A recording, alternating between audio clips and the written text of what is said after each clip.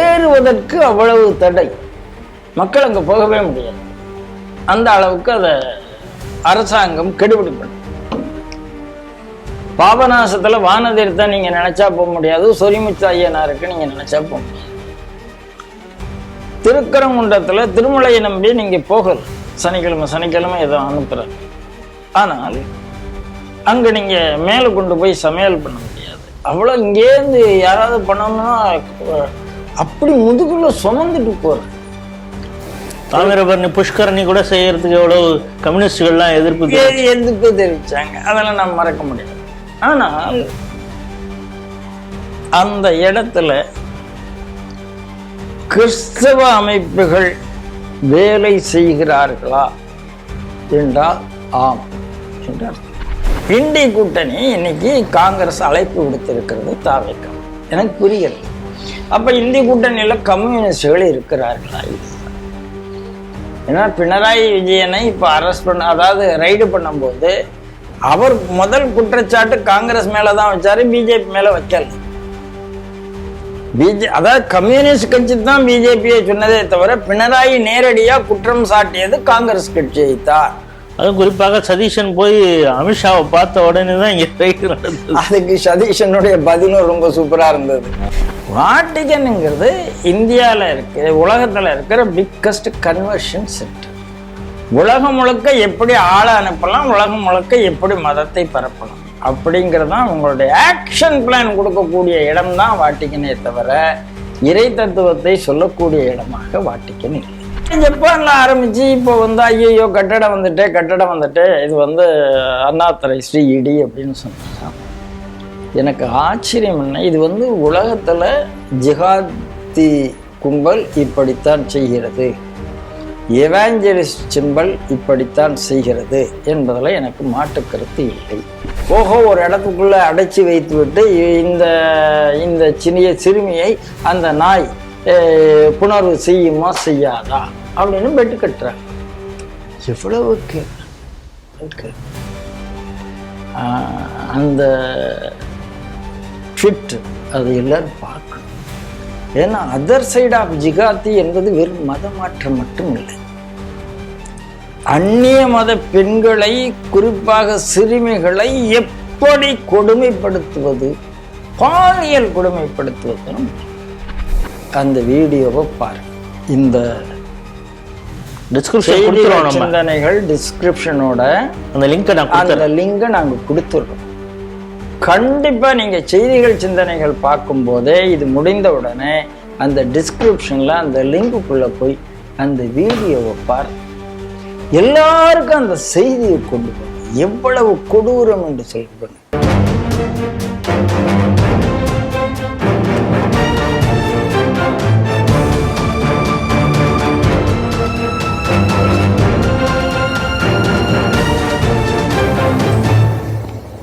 Sri TV நேயர்களுக்கு வணக்கம். செய்திகள் சிந்தனைகள் நிகழ்ச்சிக்கு உங்களை வரவேற்கிறேன். முதலில் இன்றைய முக்கிய செய்திகளை பார்ப்போம்.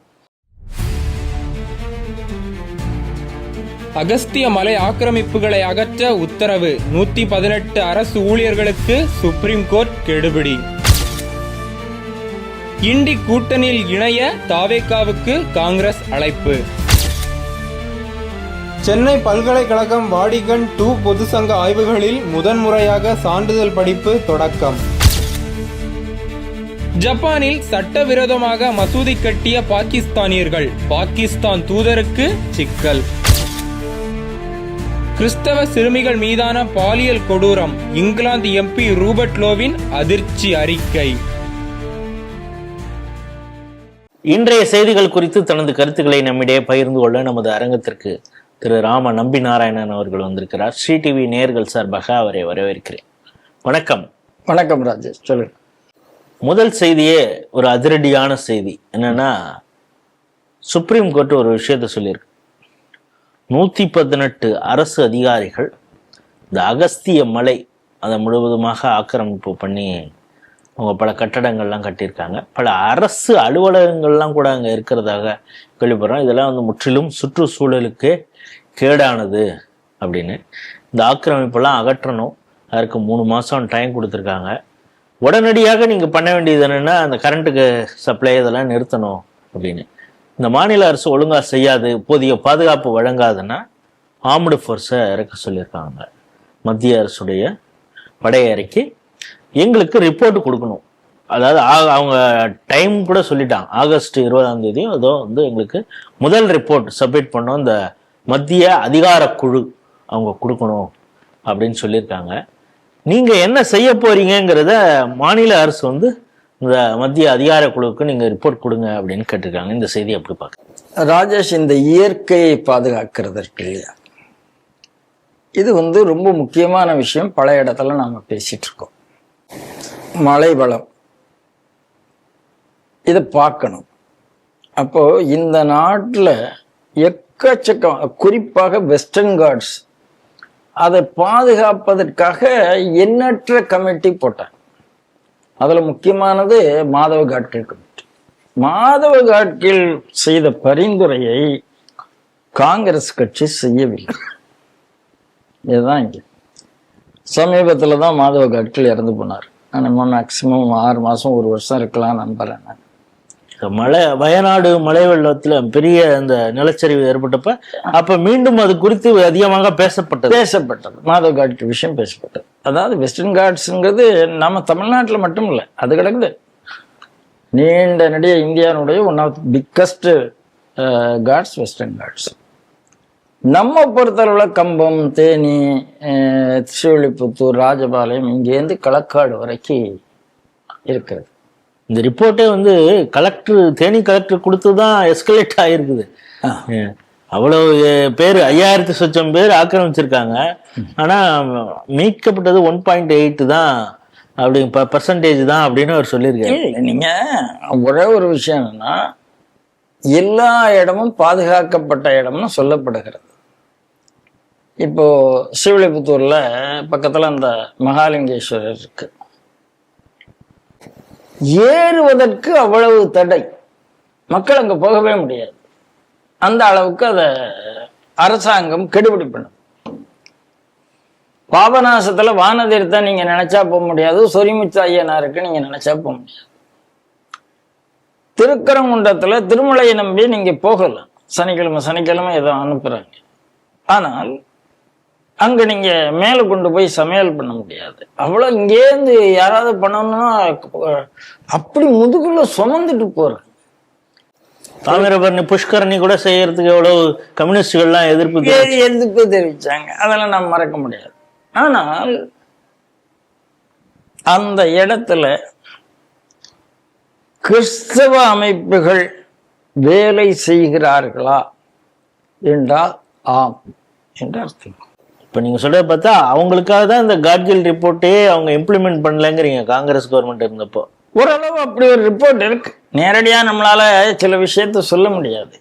ஆனால் எப்படி அவங்க பண்றாங்கிற, இப்போ சந்தன வீரப்பன் போன பிறகு இன்னைக்கு காடை என்ன ஆயிட்டு, ஏன்னா அவர் அதை காப்பாத்திட்டு இருந்தாருங்கிற ஒரு பேர் இருக்கு.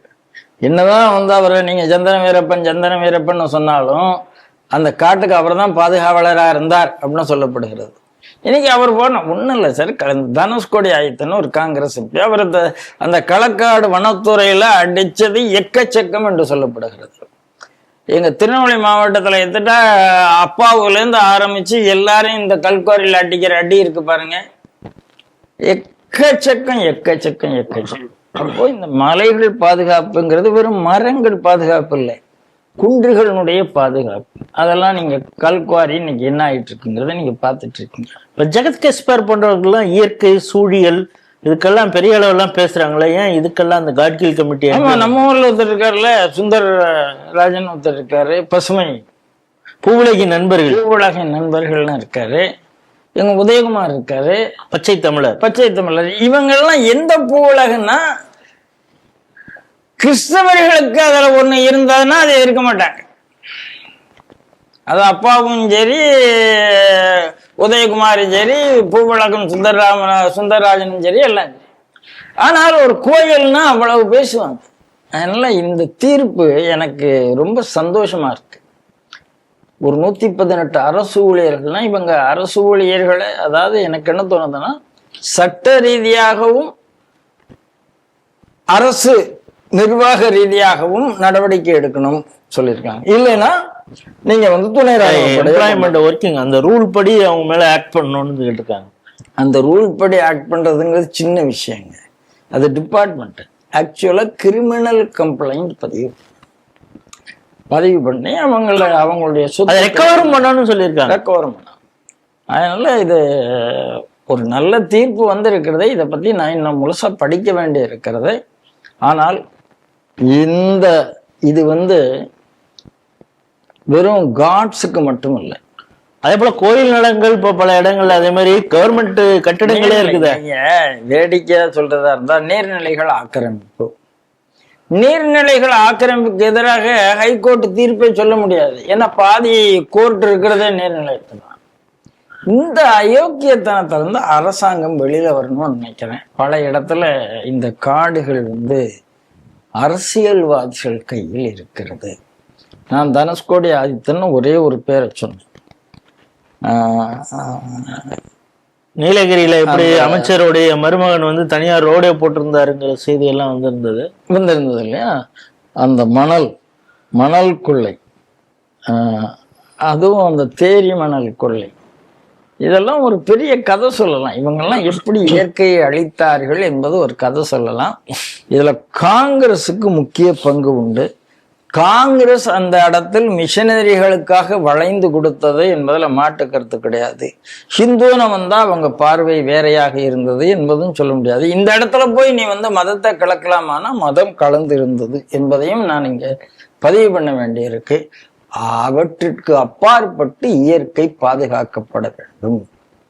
எங்க மத சம்பந்தமான விஷயங்கள் இருக்கோ அதை நெறிமுறைப்படுத்த வேண்டும் அப்படிங்கறதுதான் என்னுடைய கோரிக்கை. இல்ல இப்ப புதிதாக வந்த அரசு நடவடிக்கை எடுக்குமா எடுக்காதாங்கிற ஒரு தயக்கம் வந்து சுப்ரீம் கோர்ட்டுக்கு இருக்குதா அப்படின்னு தெரியல. ஏன்னா இவங்க ஒழுங்கா இம்ப்ளிமெண்ட் பண்ணுவாங்க, அப்படி பண்ண மாட்டாங்கன்னு நினைச்சு ரிசர்வ் ஃபோர்ஸை கூட இறக்கலாம் அப்படின்னு சொல்றது எப்படி பாக்குறது? இவங்களுக்கு வேற என்ன அழுத்தம் இருக்கும் அப்படின்னு சுப்ரீம் கோர்ட் நினைச்சிருக்கலாம். ஏன்னா இவங்களுக்கு காங்கிரஸ் கூட்டணி இருக்கிறது. தெரிஞ்சே தெரியாமலோ திமுக கூட இருந்த கட்சிகள் தான் இவங்களுக்கு ஆதரவு கட்சிகளாக இருக்கிறது. இது ஒன்றும் இண்டிபெண்ட், அதாவது தனி கட்சியினுடைய ஆட்சி கிடையாது. அதனால அதை யோசிச்சிருக்கலாம். தனி கட்சியா இருந்தா இவங்க யோக்கியமா இருப்பாங்களாங்கிறத அடுத்த கேள்வி. யோசிச்சிருக்கலாம், சொல்லியிருக்கலாம். அதனால இவர்கள் இன்னும் தங்களை யோக்கியர்களை என்று நிரூபிக்கவில்லை என்பதால் அந்த சஸ்பீஷியன் அரசாங்கத்துக்கு நீதிமன்றத்துக்கு இருந்திருக்கிறது. அப்படிதான் நான் பார்க்கிறேன். அடுத்த செய்தி, இப்போ நம்ம ரெக்கார்டிங் வரப்பே ஒரு செய்தி வந்தது. என்னன்னா ராஜ்யசபா சீட் அதை வந்து காங்கிரஸுக்கு தாவேக்கா தாரை வார்த்திருக்கு அப்படின்னு தான் சொல்லணும். திண்ணையில படுத்துறவங்க திடுக்குன்னு ஆயிடுச்சு அப்படிங்கிறது மாதிரி நாதியற்று இருந்த காங்கிரஸுக்கு 2 அமைச்சர்கள் இப்பொழுது ஒரு ராஜ்யசபாவும் தாவேக்கா கொடுத்திருக்குது. இப்போ 8ஆம் தேதி நடக்கக்கூடிய இண்டி கூட்டணி அந்த இதுக்கு நீங்க கலந்துக்கணும் அப்படின்னு சொல்லி விஜய்க்கு ஒரு அழுத்தம் கொடுக்கப்பட்டது. ஏற்கனவே ஒரு டெல்லிக்கு போயிருந்தப்ப பிரதமரை ஒரு 10 நிமிஷம் பார்த்தாரு. அதுக்கப்புறம் அமித்ஷாவை பார்க்க முடியல, நிர்மலா சீதாராமனை மட்டும் பார்த்தாரு. காங்கிரஸ் தலைவர்கள் யாரையுமே சந்திக்கலை, மீடியாவை சந்திக்கலை, வந்துட்டாரு. இப்போ 8ஆம் தேதி அங்கே இண்டி கூட்டணி இருக்குது, அப்போ கிளம்பி வாங்க அப்படின்னு கூப்பிட்டுருக்காங்க. அந்த நேரத்தில் மீன் டைம் ராஜ்யசபா ஒரு சீட்டையும் கூட இவங்களுக்கு கொடுத்துருக்காரு காங்கிரஸுக்கு விஜய். இந்த அரசியல் மாற்றத்தை எப்படி பார்க்குறீங்க? இல்லை, காங்கிரஸுக்கும் எங்களுக்கும் எந்த பிரிவும் இல்லை. நாங்கள் அங்கே போய், நான் டெல்லியில் போய் அங்கே பார்க்கலைங்கிறதுனால எங்களுக்குள்ள பிளவுன்னு நினைத்து விட வேண்டாம் அப்படிங்கிறத ரொம்ப தெளிவாக சொல்லியிருக்கேன். இந்த ராஜ்யசபா சீட்டை அப்படி பார்க்குறேன்.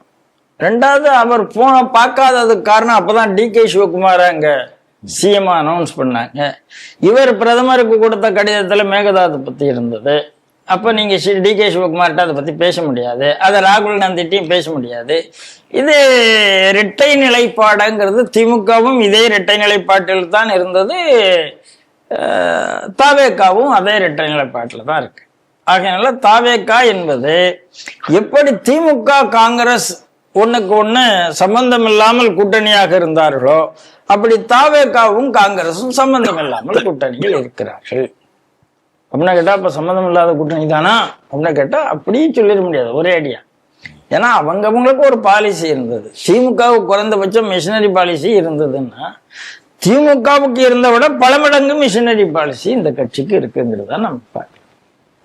அப்போ இண்டி கூட்டணி இன்னைக்கு காங்கிரஸ் அழைப்பு விடுத்திருக்கிறது தாவேக்கா எனக்கு புரிகிறது. அப்ப இந்தி கூட்டணியில கம்யூனிஸ்டுகள் இருக்கிறார்களா இல்லையா?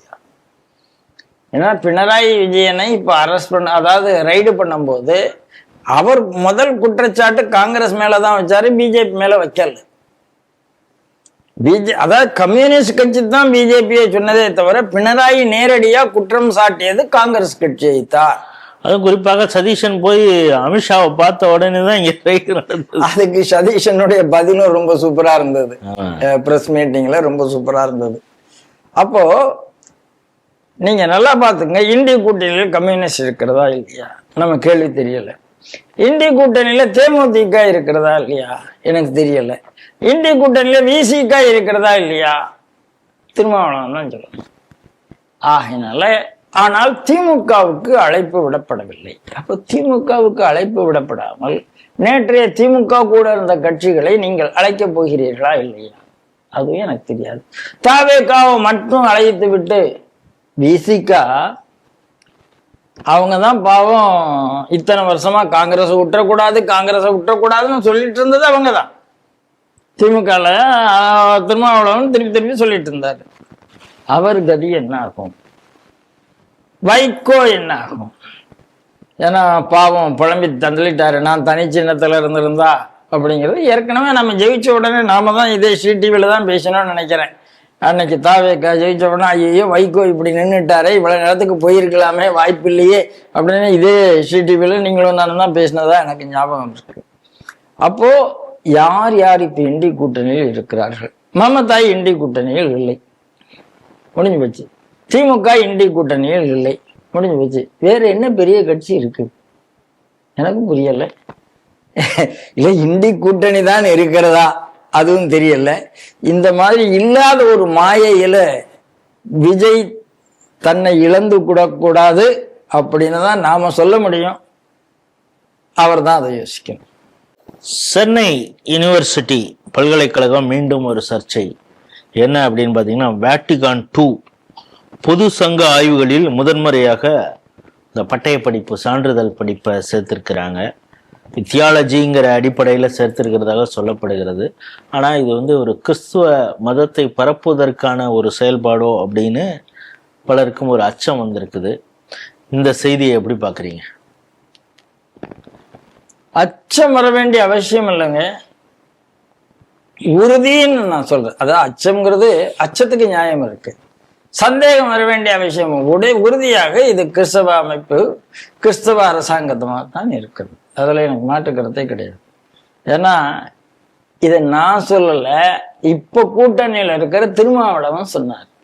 அவர் என்ன சொன்னாரு, சினிமால நீ இருக்கும்போது மட்டும் விஜய் விஜய் விஜய்னு போட்ட, ஓட்டு கேட்க மட்டும் போது ஜோசப் விஜய்னு போட்டா 80% கிறிஸ்தவ ஓட்டையும் 60% முஸ்லீம் ஓட்டையும் நீ வாங்கிட்டு போயிட்டியே அப்படின்னு அழுதார். அணிகார வேகஷம் அதான், நீங்க மதத்தை பார்த்து தானே ஓட்டு போட்டீங்கன்னு அழுவ வரும். தூத்துக்குடி மக்கள்கிட்ட கேட்டிருக்காரு. அப்போ மதம் சார்ந்து விஜய்க்கு ஓட்டு விழுந்தது, மதம் சார்ந்துதான் அவர் ஓட்டு கேட்டாரான ஓட்டு கேட்டார். நம்ம வேணா பெருசா காசுக்கு மக்கள் போகவில்லை, மதத்துக்கு போகவில்லை அப்படிலாம் சொல்லலாம். அது யாருக்கு பொருந்தோம்னா இந்து சமுதாயத்துக்கு மட்டும்தான் பொருந்தும். திருப்பி ஏமாறி சமுதாயம் இருக்கிறது இந்து சமுதாயம். இப்போ மெட்ராஸ் யூனிவர்சிட்டிக்கு வர போன வாரம் தான் உயர்கல்வி அமைச்சர் என்ன சொன்னாரு, எங்களுக்கு வந்து இந்த வைஸ் சான்சலர் விஷயம், துணைவேந்தர் பழைய இது நீடிக்க வேண்டிய அவசியம் இல்லை, எங்களுக்கு மத்திய அரசு கூட முட்டல் மோதல் இல்லைங்கிறத சொல்லிட்டார். விஸ்வநாதன் சொல்லிட்டார். விஸ்வநாதன் காங்கிரஸ் எம்எல்ஏனா மினிஸ்டர் இல்ல, அதுக்கு இப்பொழுதே வந்து அடிமை ஆகிடுச்சு. ஆமா அப்படின்னா இங்க வந்து அதான் என்னதான் இருந்தாலும் காங்கிரஸ் கட்சிங்கிறது நாட்டை ஆண்ட கட்சி. அவர்களுக்கு எது என்ன, கவர்னருடைய அதிகாரம் என்ன, இது என்னங்கெல்லாம் தெரியும். சும்மா அரசியல் பண்ணாலும் விஸ்வநாதன் ஒன்றும் புதியவர் கிடையாது அரசியலுக்கு. சரி, அடுத்ததா இப்போ டக்குன்னு உள்ளுக்குள்ள வாட்டிக்கன் அப்படின்னா எனக்கு என்னன்னா இறையியல்ல வாட்டிக்கன் வரும், இதுதான் கேள்வி. இப்போ கிறிஸ்டியன் ஸ்டடீஸ்ல இதை எப்படி கொண்டு வந்திருக்காங்கன்னே புரியல. அதான் சார், ஹிந்துஸ்ல நீங்க வைஷ்ணவாக்குன்னு ஒரு டிபார்ட்மெண்ட் இருக்கு மெட்ராஸ் யூனிவர்சிட்டியில. இருந்தது, வைஷ்ணவாக்கு இருக்கு. இப்போ அதை மூடுற மாதிரி இருந்ததா, நான் மூடலை. கிட்டத்தட்ட க்ளோசர் ஸ்டேஜுக்கு வந்தது, காப்பாற்றப்பட்டது. ஆனா சைவ சித்தாந்த வகுப்பும் தேவார வகுப்பும் இல்லைன்னு நினைக்கிறேன். அதை காப்பாற்றுறதுக்கு அவர்கள் முயற்சி செய்து முடியவில்லையான்னு தெரியல. ஏன்னா இது அந்த வைஷ்ணவ டிபார்ட்மெண்ட் மூடுறாங்கன்னு கடன் நிறைய பெட்டிஷன்லாம் போச்சு, அதெல்லாம் போச்சு, நிறைய பேர் போய் பார்த்தாங்க, இதோட நடந்தது. நண்பர் நெல்லை சுக்கர் கூட சொல்லுவார், இந்த இடத்துல வைஷ்ணவர்கள் கொஞ்சம் எப்போதுமே ப்ரோஆக்டிவா இருக்காங்கன்னு சொல்லுவார். ஒரு கோபம் உண்டு வைஷ்ணவர்னால இந்த இடத்துல. ப்ரோஆக்டிவா இருக்கிறதுல கோவப்பட்டு என்ன பிரச்சனை? அப்படி இல்லையே அவங்க அப்படிங்கிறது அவருடைய இது. அவர் மேல கோவப்படுவாங்க, இவர் மேல ஒரு கோபம் இருக்கும். அப்போ வைஷ்ணவ டிபார்ட்மெண்ட் இருக்கிறது, சைவ சித்தாந்த டிபார்ட்மெண்ட் இருக்கிறது அப்படின்னு இருக்கும்போது கிறிஸ்தவ இறை தத்துவம் பத்தி இருக்கக்கூடாதானா இருக்கலாம், எனக்கு அதுல ஒன்றும் ஆட்சேபனை இல்லை. ஆனால் வாட்டிக்கன் என்பது கிறிஸ்தவ இறை தத்துவமா, அது ஒரு அமைப்பா? இதாங்க கேள்வி. அது இறை தத்துவத்தில் வரவில்லை. வாட்டிக்கன்ங்கிறது இந்தியாவில் இருக்கு, உலகத்துல இருக்கிற பிக்கஸ்ட் கன்வர்ஷன் சென்டர். உலகம் முழுக்க எப்படி ஆளை அனுப்பலாம், உலகம் முழுக்க எப்படி மதத்தை பரப்பலாம் அப்படிங்கிறதான் உங்களுடைய ஆக்ஷன் பிளான் கொடுக்கக்கூடிய இடம் தான் வாட்டிக்கனே தவிர இறை தத்துவத்தை சொல்லக்கூடிய இடமாக வாட்டிக்கன் இல்லை. இப்படி சொல்றதை பார்த்தா நீங்க ஏற்கனவே இதே மெட்ராஸ் யூனிவர்சிட்டியில ஹவு டு ஸ்ப்ரெட் கிறிஸ்டியானிட்டின்னு ஒரு சிம்பாஷன் நடந்து இருந்தது, அதோடைய தொடர்ச்சியா இதை எடுத்துக்கலாம். அதேதான் நானே சொல்ல வந்தேன், நீங்க ராஜேஷ் சொல்லிட்டீங்க. 2 ஆண்டுகளுக்கு முன்னால மெட்ராஸ் யூனிவர்சிட்டியில ஹவு டு ஸ்ப்ரெட் கிறிஸ்டியானிட்டின்னு ஒரு சிம்போசியம். அது யூனிவர்சிட்டிக்கு வேலை இல்லையே. யூனிவர்சிட்டி ஜீசஸ்னுடைய லைஃப்பை பத்தி நீங்க ஏதாவது ஒண்ணு சொல்லுங்க, இல்ல ஜீசஸ்னுடைய தூதுவர்களுடைய லைஃப்பை பத்தி சொல்லுங்க, இல்ல 10 கமாண்ட்மெண்ட்ஸை பத்தி ஏதாவது ஒண்ணு பேசுங்க, ஏதாவது ஒரு இறை தத்துவத்தை பத்தி, இறையியல் தத்துவத்தை பேசுங்க. ஆனா எப்படி கிறிஸ்தவத்தை பரப்புவதுன்னு யூனிவர்சிட்டி பேச வேண்டிய அவசியம் இல்லை. அது நம்மளுடைய அப்ப இருந்த எங்க கல்வியாளர் மாநில செயலாளராக இருந்தாங்க டாக்டர் காயத்ரி, அவங்க கொஞ்சம் நல்ல டக்குன்னு அதை எடுத்து சோசியல் மீடியால பெரிய பம்பாடு பண்ணாங்க. அதன் காரணமாக அது நிறுத்தப்பட்டது. அதுக்கப்புறம் பிஜேபி உள்ள வந்தது, எல்லாருமே உள்ள வந்தாங்க. ஆகையினால யூனிவர்சிட்டிக்குள்ள கிறிஸ்தவ மிஷனரிகள் ஆட்டம் ஆடிக்கொண்டிருக்கிறார்களா? ஆமாம். விஜய் ஆட்சி, தாவேக ஆட்சி வந்த உடனே என்ன நடக்கிறது? அந்த ஆட்டம் கூடியிருக்கிறது. எப்படி அப்பாவும் மனோ தங்கராஜும் ஆடினார்களோ அப்படி இந்த ஆட்சியில அந்த மாதிரி மற்றவர்கள் ஆடினால் இதற்கான பேர் கெட்டு போயிடும். விஜய்க்கு சில விஷயம் தெரியுதா தெரியலையான்னு நமக்கு தெரியல. அதனால இந்த இடத்தெல்லாம் முதல்வர் தனியாக கவனம் செலுத்த வேண்டும் நான் பார்க்கிறேன். உயர்கல்வி அமைச்சர் விஸ்வநாதன் பண்றாருங்கிறது வேற. விஸ்வநாதன் பார்வைக்கும் இது எந்த அளவுக்கு போயிருக்குங்கிறது எனக்கு தெரியாது. போகணும்னு நான் நினைக்கிறேன். போனாதான் இது சரி செய்ய முடியும். ஜப்பான்ல கவாட்கோ அப்படிங்கிற ஒரு முனிசிபல் கார்பரேஷன், அது ஒரு சிட்டி அது இருக்குது. அங்கே சட்ட விரோதமாக எந்த ஒரு பர்மிஷனும் வாங்காமல் ஒரு மசூதி கட்டப்பட்டிருக்கு. அந்த மசூதி கட்டப்பட்ட அந்த விழாவில் பாகிஸ்தானுடைய ஹை கமிஷனர் அவருமே கூட கலந்துக்கிட்டாரு அப்படின்னு செய்தி வருது. இப்போ என்ன பிரச்சனை அப்படின்னா, ஜப்பானில் அவ்வளவு நீங்கள் ஒரு இல்லீகல் ஸ்ட்ரக்சர், எஸ்பெஷலி அது அர்பன் டெவலப்மெண்ட்டில் வரக்கூடிய இடத்துல, ஒரு மெட்ரோ சிட்டிலேயோ இல்லை முனிசிபாலிட்டி கார்பரேஷன் கீழே வர இடத்துல நீங்கள் கட்டிட்டீங்கன்னா அவ்வளோ சீக்கிரம் விட மாட்டாங்க. இன்னொன்று, இது மாஸ்க் அப்படிங்கிறதுனால அங்கே இருக்கக்கூடிய லோக்கல் கம்யூனிட்டி மிகப்பெரிய அளவில் எதிர்ப்பு தெரிவிக்கிறாங்க. இது நாளைக்கு பெரிய சிக்கலை ஏற்படுத்தும், மத ரீதியான பிரச்சனையை ஏற்படுத்தும் அப்படின்னு அங்கே எதிர்ப்பு தெரிவித்து அதை இடிக்கணும் அப்படின்னு சொல்லியிருக்காங்க. கவர்மெண்ட்டும் அதை நோக்கிய ஒரு இது பண்ணியிருக்கு. இப்போ என்ன பண்ணுறதுன்னு தெரியாமல் பாகிஸ்தான் ஹை கமிஷனர் முடிப்பதாகவும் செய்தி வருது. இந்த செய்தி எப்படி பார்க்குறீங்க? எனக்கு இதுல இந்த முஸ்லிம்கள்ட்ட ஜிகாதிகள்கிட்ட எல்லா நாடும் ஒண்ணு போல ஏமாறுமான எனக்கு தெரியல. மேபி அது ஆரம்பத்தில் ஒரு சாதாரண கட்டடம்னு கட்டியிருப்பாங்கன்னு நினைக்கிறேன். இல்ல, முதல்ல ஒரு கட்டடம் அனுமதி இல்லாமல் கட்டப்படுகிறது அப்படிங்கும்போது நம்ம ஊர்ல எக்கச்சக்கமான கட்டடம் கட்டுறாங்க, அதுக்கப்புறம் முனிசிபாலிட்டி போறாங்க, கார்பரேஷன் போடுறாங்க, இடிக்கிறாங்க, எல்லாம் நடக்குது. உலக நாடுகள்ல இப்படித்தான் இருக்கா, ஜப்பான்ல இப்படிதான் இருக்கான்னு எனக்கு ஆச்சரியமா இருக்கு. சரி, கட்டி முடிச்சா அதுல பாகிஸ்தானுடைய ஹை கமிஷனர் போய் அதை திறந்து வைக்கிறார். அப்பவும் அரசாங்கம் பார்க்காதா, அந்த மாநகராட்சி பார்க்காதா அப்படின்னு எனக்கு புரியல. அப்போ இவர்கள் ஜிகாதிகளுடைய நடவடிக்கை எல்லா இடத்துலயும் ஒண்ணுதான். இப்போ நம்ம ஊர்ல கிறிஸ்தவ ஜப வீடுன்னு ஆரம்பிச்சிடுறேன். ரெசிடென்சியல் ஏரியால ஒரு தெருவில் ஒரு வீட்டு மாடியில ஜப வீடுன்னு போடுறோம். அது இன்னைக்கு தடை வந்தது, அந்த தடை மீண்டும் நீக்கப்பட்டிருக்கு. திமுக ஆட்சியில் போகும்போது திருப்பி நீக்கப்பட்டது. மீண்டும் அது தடை வரணும். அதுக்கு அதை நாம் திருப்பி கையில் எடுக்க வேண்டும். இந்திய இயக்கங்கள் இதை ஞாபகமா கையில் எடுக்கணுங்கிறதே என்னுடைய முதல் கோரிக்கை. அதே மாதிரி ஜப்பான்ல ஆரம்பிச்சு இப்போ ஐயோ கட்டடம் வந்துட்டு இது அண்ணாதுரை ஸ்ரீ இடி அப்படின்னு சொன்னா எனக்கு ஆச்சரியம் என்ன, இது உலகத்துல ஜிகாதி கும்பல் இப்படித்தான் செய்கிறது, எவாஞ்சலிஸ்ட் சிம்பல் இப்படித்தான் செய்கிறது என்பதுல எனக்கு மாற்று கருத்து இல்லை. ஆனா ஜப்பான் போன்ற நாடுகள்ல இஸ்லாத்தை அவ்வளவு தூரம் வச்சிருக்கிற ஒரு நாட்டில் இப்பயே கூட அந்த பார்லிமெண்ட்ல பேசுனாங்க, இங்க போதிய அளவுக்கு ஆயிடுச்சு, இனிமே ஃபுல் ஆயிடுச்சு, இனிமே கிரேவி ஆடுங்கிறது இங்க ஒண்ணும் கிடையாது, கபர்தஸ்தான். அதனால எந்த ஊர்ல இருந்து இங்க முஸ்லிம்கள் இருந்தாங்கன்னா, அவங்க இறந்து போயிட்டாங்கன்னா பேசாம உங்க நாட்டுக்கு எடுத்துட்டு போயிடுங்க, இங்க எந்த இடத்துல இங்க இல்லை அப்படிங்கிறதையும் அவங்க தெளிவா சொல்லியிருந்தாங்க.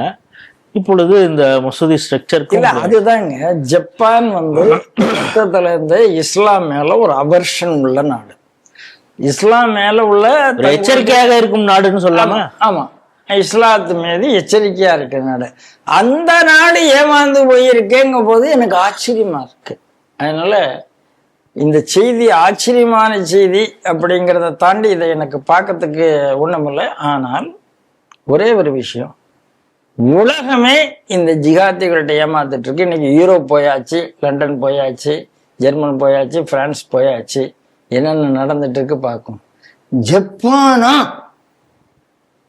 அப்படிங்கும்போது ஆச்சரியமா இருக்கு. அதனால மக்கள் புரிந்து கொள்ள வேண்டும் அப்படிங்கிறத தவிர இதுல எனக்கு என்ன செய்தி சொல்றதுன்னு உண்மையிலேயே எனக்கு தெரியல. இப்ப ஜப்பான்ல இருந்து அடுத்தது நம்ம யூகேக்கு போக வேண்டியதா இருக்குது. யூகேவுடைய ரோபர்ட் லோ அப்படிங்கிற ஒரு எம்பி, அவர் பேசிய பேச்சு அது பலரையும் அதிர்ச்சிக்குள்ளா இருக்குது. அதெல்லாம் கேட்டானா அவனால சாப்பிட முடியுமா, தூங்க முடியுமாங்கிறது இருக்கு. அப்படி என்ன பேசினாரு அப்படின்னு பார்த்தீங்கன்னா, அங்கே கேங் ரேப் பண்ணக்கூடியதே ஒரு கேங்கு மாதிரி இருக்கிறாங்க. அதுக்கு நிறைய பாகிஸ்தான்லேருந்து மற்ற நாடுகள்லேருந்து முஸ்லீம்கள் யூகேல இருக்கக்கூடிய சிறுமிகளை, குறிப்பாக கிறிஸ்துவ சிறுமிகளை தூக்கிட்டு போய் ரேப் பண்ணுறாங்க. அதுவும் பல கொடூரமாக சில விஷயங்கள்லாம் நடந்திருக்கு. அந்த டெஸ்டிமனி அவர் ஒவ்வொன்றா படிக்கிறாரு. நம்ம அதை படிக்கும் பொழுது இப்படியெல்லாம் மனிதர்கள் இருப்பாங்க, மனுஷனா இல்லை மிருகமா இல்லை யார் இவன், மான்ஸ்டரா இவன், அதை நம்ம லிஸ்ட் அது பாட்டு இந்த கேள்விக்குறி அடுத்தடுத்து போயிட்டே இருக்கு, யாரு அப்படிங்கிறது மாதிரி. அதுவும் அவர் குறிப்பாக ஒரு விஷயம் சொல்ல, இது போன்ற பாலியல் வன்முறைகள் குறிப்பாக ஈது டயத்துல அதிகமாக நடந்திருக்கிறதுங்கிறதும் ஒரு டெஸ்டிமனியில் அவர் சொல்றாரு. அதை கேட்கிறவங்க அப்படியே அதிர்ச்சியில் அப்படியே உறைஞ்சு போயிருக்கிறாங்க. அந்த வீடியோவை நம்ம பார்க்கும் பொழுது இந்த செய்தியை எப்படி பார்க்குறீங்க ராஜேஷ்? நான் முன்னால சொன்ன அதே விஷயம்தான். இந்த கேங் ரேப் என்கொயரி என்பது ஏன் தேவைப்பட்டது? இங்கிலாந்து ஏமாந்து போச்சு. அப்போ கிறிஸ்தவத்துல ஒரு கொதிப்பு வந்தது. நம்ம பெண்கள் இப்போ கேரளால நாம லவ் ஜிகாத்தை பத்தி சொன்னோம், யாரும் நம்பல. கேரளால கிறிஸ்டியன் மிஷனரி சொல்ல ஆரம்பிச்சாங்க, நம்பினாங்க. அவங்க என்னன்னா அது ஏதோ இந்து பெண்களோட இன்னொரு நினைச்சாங்க போல இருக்கு. அங்க வந்தது அப்ப எங்க இருந்தாலும் ஜிகாதிகளுடைய மெக்கானிசம் ஒண்ணுதான். இப்போ எஸ்டிஎன மக்கள் நீங்க ஒவ்வொன்றா நீங்க பார்க்கலாம். அதே மாதிரி ISIS இப்படி வந்தது எல்லாத்தையுமே நீங்க பார்க்கலாம். எல்லாத்துலயுமே அந்த மத குருக்கள், குறிப்பாக இஸ்லாமிய சில மத குருக்கள், எல்லா மத குருக்களுக்கும் சொல்றாங்களே, அடுத்த மதத்து பெண்களை அடிமையாக பயன்படுத்தவும், அவர்கள் பாலியல் அடிமையாக வைத்துக் கொள்ளவும், அவர்களை மொத்தமா விற்பதற்கும் எங்க மதத்துல அனுமதி இருக்குன்னு பேசுறாங்க. என்ன ஆச்சரியம்! அப்படி பேசும்போது உலகம் அதை எதிர்க்க வேண்டுமான்னு நான் கேட்கிறேன், எதிர்க்க வேண்டாமான்னு நான் கேட்கிறேன். இப்ப பல சினிமா எடுக்கிறாங்க, குறிப்பாக இந்த ஃபெமினிசம், அதை பத்தி மீட்டுருவாக்கம் பண்ணணும், அதை பத்தி அதிகமாக பேசணும், கலந்துரையாடணும் அப்படின்னு சொல்லி படம் எடுக்கிறாங்க. அதுல இப்ப புதுசாக ஒண்ணு சொல்லி நோ நாட் அது நோ தான் அப்படிங்கிற ஒரு விஷயத்தை, குறிப்பாக அந்த செக்ஸ் விஷயத்துல, ஈவன் தோ அவங்க திருமணமானவர்கள், கணவன் மனைவிகளாக இருந்த பொழுதும் கூட அந்த அன்னைக்கு அவங்க விருப்பப்படலைன்னா அவங்கள நீங்க கம்பல் பண்ணக்கூடாது. இது சம்பந்தமா கோர்ட் கேஸ் வரைக்கும் பல கேஸ்களை நடந்திருக்கிறத பாக்குறோம். ஆனா மற்ற பக்கத்துல என்னன்னா, இவங்களை அது மாதிரி மறுக்கும் பொழுது எப்படியெல்லாம் அடிக்கலாம் அப்படின்னு பலர், இப்ப நீங்க சொல்றது மாதிரி பல மௌலிகள் வீடியோக்கள், குறிப்பாக இந்த ஐரோப்பிய நாடுகளில் பேசக்கூடிய இளம் மௌலிகள் இதை பத்தி அதிகமா பேசுறாங்க அப்படிங்கிறதையும் நம்ம பார்க்க வேண்டியது. அதுவும் இந்த சமூக வலைதளங்கள்ல அதிகமாக இருக்குது அந்த வீடியோக்கள் தான். அதைத்தான் ராஜேஷ் நான் சொல்றேன். காட்டுமிராண்டி காலத்துல நீங்க நாங்கெல்லாம் நாகரிகமா வந்துட்டோம், இனிமே சமுதாயத்துல இது நடக்கவே நடக்காது அப்படின்னு சொல்றீங்கல்ல, இல்லை. காட்டுமிராண்டிகள் காட்டுமிராண்டிகளாகத்தான் இருக்கிறார்கள் சார். ஒரு கூண்டுக்குள்ள ஒரு 15-20 பெண்களை அடைத்து அடிமையாக விற்கக்கூடிய காட்சி இன்னைக்கும் வருது. நீங்க எப்படி நினைக்கிறீங்க? இல்லைன்னு சொல்றீங்களா? இப்ப சமீபத்துல அந்த மாதிரி வீடியோ வந்துட்டு இருக்கு. அப்போ இந்த அவர் பேசும்போது அதிர்ச்சியா இருக்கு. அவர் சொல்றாரு, அதாவது காட்டு மிராண்டிகள் கூட மனிதர்களை இவ்வளவு அசிங்கமா பார்த்திருக்க மாட்டார். அதாவது செக்ஸ் ஸ்லேவ்ஸ கூட இவ்வளவு மோசமாக நடத்திருக்க மாட்டார். அதுவும் எல்லாம் சிறுமிகள், 17-18 வயசு, 13 வயசு, 17 வயசு. Just I was 13, then I was 12, just 13 அப்படின்னு வார்த்தை வருது. தென் ஐ வாஸ் 12, ஜஸ்ட் 13 அப்படின்னு வார்த்தை வருது. அனிமல்ஸ் கூட செக்ஸ் வச்சிருக்கணுங்களாம் கம்பல், அந்த அளவுக்கு பண்ணியிருக்காங்க. அதுக்கு வெட்டு கட்டுறாங்க. ஓஹோ, ஒரு இடத்துக்குள்ள அடைச்சி வைத்து விட்டு இந்த சிறுமியை அந்த நாய் புணர்வு செய்யுமா செய்யாதா அப்படின்னு வெட்டு கட்டுறாங்க. எவ்வளவு அந்த ட்விட் அதை எல்லாரும் பார்க்கணும். ஏன்னா அதர் சைட் ஆஃப் ஜிகாத்தி என்பது வெறும் மத மாற்றம் மட்டும் இல்லை. அந்நிய மத பெண்களை, குறிப்பாக சிறுமிகளை எப்படி கொடுமைப்படுத்துவது, பாலியல் கொடுமைப்படுத்துவது சம்பாவத்து இல்லையா?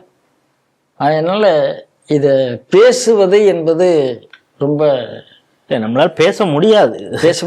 அவரு அவ்வளவு அதிர்ச்சியான டெஸ்டிமோனி என்ன சொல்லலாம்னா, கண்டிப்பாக ஸ்ரீ டிவி நேயர்கள் அந்த வீடியோவை பாருங்க. இந்த சிந்தனைகள் டிஸ்கிரிப்ஷனோட அந்த லிங்கை நாங்க கொடுத்துடுறோம். கண்டிப்பா நீங்க செய்திகள் சிந்தனைகள் பார்க்கும் போதே, இது முடிந்த உடனே அந்த டிஸ்கிரிப்ஷன்ல அந்த லிங்குக்குள்ள போய் அந்த வீடியோவை பாருங்க. எல்லாருக்கும் அந்த செய்தியை கொண்டு போங்க, எவ்வளவு கொடூரம் என்று சொல்லுங்க. ஆகையினால இந்த ஜிகாத்திங்கிற ஒரு கோட்பாடு இருக்கு, அது உலக சமுதாயத்துக்கு மிகப்பெரிய ஆபத்தாக மாறிக்கொண்டிருக்கிறது. அப்படிங்கிறத நாம் புரிந்து கொள்ள வேண்டிய அவசியம் இருக்குங்கிறத நம்ம சொல்லலாம். இன்றைய 5 செய்திகளுமே ஏதோ ஒரு உணர்வு பூர்வமான ஒரு செய்திகளாக இருந்தது அப்படிங்கிறத பார்க்குறோம். ஒன்று சூழியலை காப்பாற்றுறது, ஒன்று நடப்பு அரசியல், இது போன்ற பல விஷயங்கள். கடைசியாக பெண்கள் பாதுகாப்பு, சட்டவிரோத மசூதி, இது மாதிரி பல விஷயங்கள் ஒரு எச்சரிக்கை கொடுக்கக்கூடிய விஷயங்களாக எல்லாமே இருந்தது பார்க்குறோம். இது குறித்து மிக ஆழமான கருத்துக்களை ஸ்ரீ டிவி நேயர்களோட திரு நம்பி நாராயணன் அவர்கள் பகிர்ந்திருக்கிறார். மீண்டும் வேறொரு நிகழ்ச்சியில் சந்திப்போம். அதுவரை உங்களிடம் விடைபெறுகிறோம். நன்றி, வணக்கம். ஜெய் ஹிந்த், ஜெய் ஸ்ரீராம்.